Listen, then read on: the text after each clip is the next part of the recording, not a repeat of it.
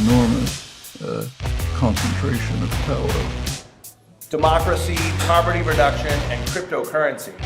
Are you sophisticated enough to invest in securities? Bitcoin is actually a reversion to commodity money. Decentralized social networking.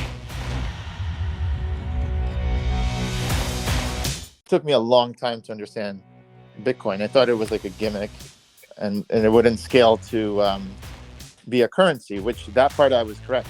It's not used in everyday purchases, but it did become a store of value. A number of well-known crypto experts, and what became very apparent there, they basically described a business model that INTERCOIN is.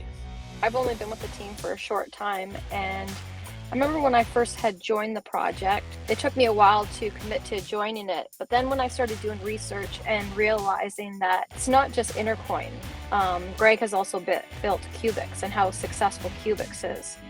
And the technology behind that, like I don't see other projects having both the crypto and the technology like we do with 𝗃𝗃𝗃. So that was really attractive.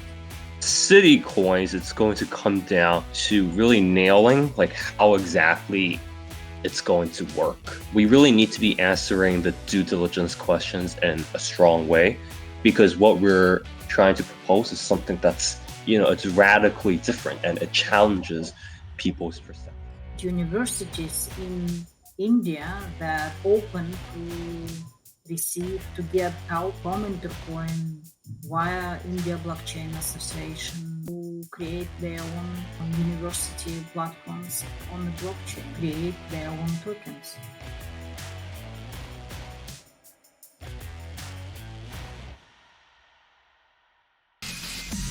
INTERCOIN, making crypto mainstream.